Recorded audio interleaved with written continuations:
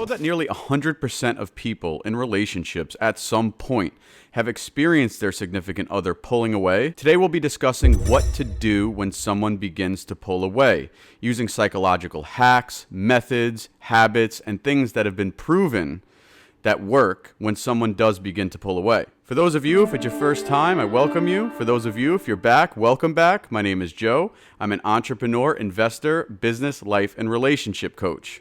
So today we're going to be going over 6 points in total. They're all very important, but I'd say one rolls into 6.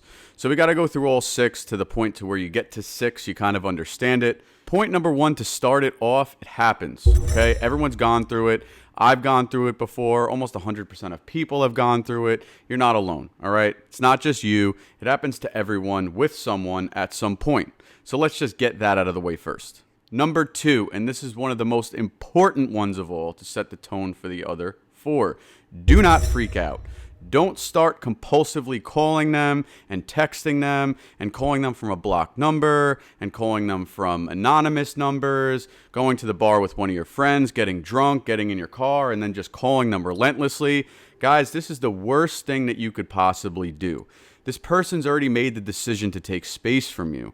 By you suffocating them, you're making it more apparent that they made the right decision, and it's only going to push them further. Self-control is the most difficult thing for people, and discipline. I know it emotionally hurts, but I'm telling you, you've got to have some self-discipline and pull yourself back from making this big mistake. Not reaching out to them at all. Not getting drunk, not getting emotional. I don't care what you have to do. Go on vacation for 2 weeks and don't use your phone. Harassing someone, calling them from blocked numbers, texting them over and over from numbers doesn't do anyone good. And it's not going to get your significant other back. All it's going to do is get you a restraining order. Point number 3, you need to give them space. They chose the fact that they wanted to take space from you. Do you really want to be with someone that doesn't want to be with you right now? Maybe they need to figure it out. Maybe they found somebody else. Maybe they haven't. We don't know. But to be honest with you, it's none of our business, because who are we to tell somebody who they should be with emotionally and physically? For me, if somebody doesn't want to speak to me and doesn't want to hang out with me and doesn't want to talk to me, I don't want to talk to them, because I want to talk to people and hang out with people that want to spend time with me. I don't want to be around people that don't want to be around me, and you should feel the same way. Have some self-respect to know, just let them go. Let them do whatever they want. It's just not worth your time. You just got to remember too, guys, if you are trying to eventually get this person back, you got to remember is that people want what they can't have, number 1. And number 2, it's space that causes someone to miss you. Somebody's not going to miss you if you're readily available at all times and you're always on the back burner. Don't be somebody's number 2, first of all. You should never be someone's number 2.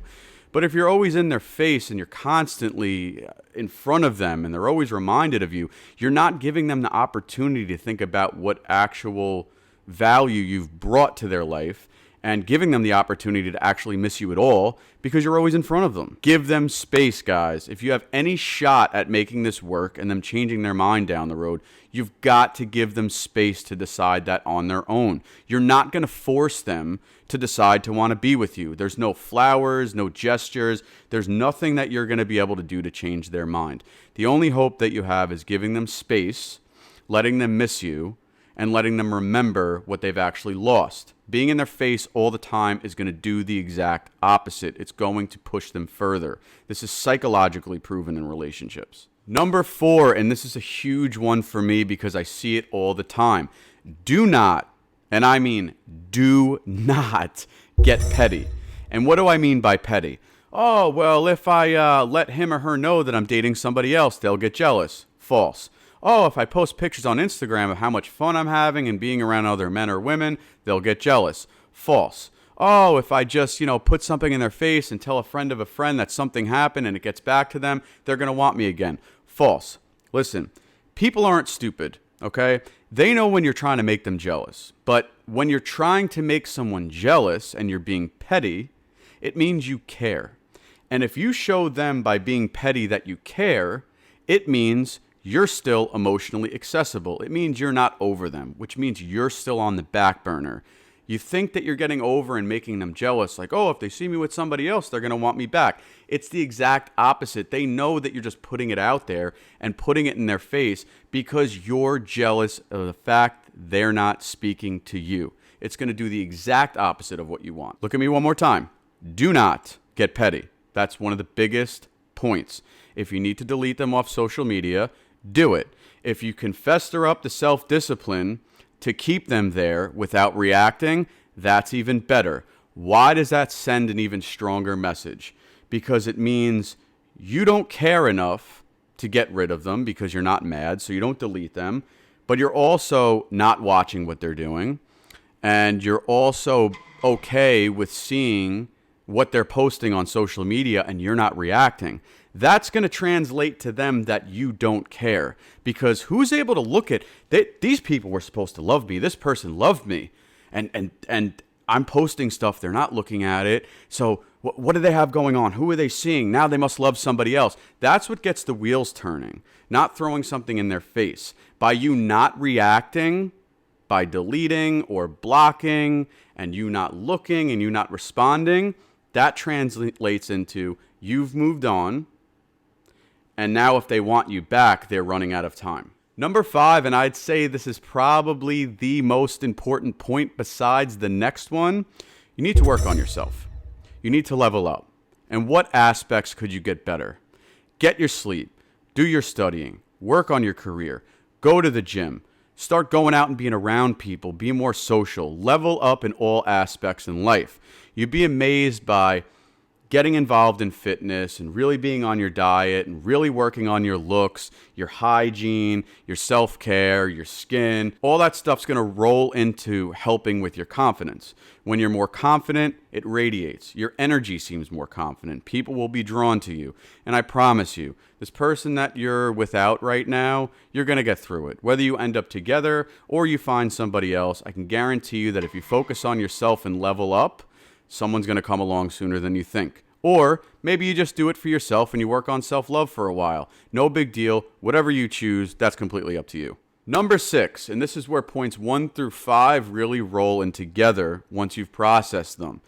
If they reach out to you, now, unless they're 100% done and something really bad happened in your relationship, most of the time, if you play your cards right, you're going to hear from them at some point because they're going to miss you at some point, but only if you've played your cards right. Now, we know psychologically, if you've played your cards right and you're not harassing them, you're giving them space, you're working on yourself, you're not reacting, they're going to notice all this stuff because they're going to be curious to see, how is he or she doing without me? That's natural human nature. So at some point, they're going to reach out. But when they do reach out, you've got to play it cool, okay? Just because they texted you does not mean you're back together and you're going to go get married. It means they just texted you. They're feeling you out to see where your head's at. Whatever they were going through that caused them to pull away in the first place, they're checking your pulse to see if that's still there. Now, hopefully, you've worked on yourself, you've worked on your confidence, and you've tried to figure out maybe what you've done wrong, or hey, maybe they're just a bad person. You don't know. But they're reaching out to you to put a finger on the pulse to see where you're at. You play it cool. By now, you should have a busy enough schedule to where you're about your business. You're doing things, right? You're having a good time. You're working on yourself. And, you're kind of cool, calm, and collected. But you haven't been waiting around for them to reach out. Now, you don't want to be spiteful. You don't want to be nasty to them.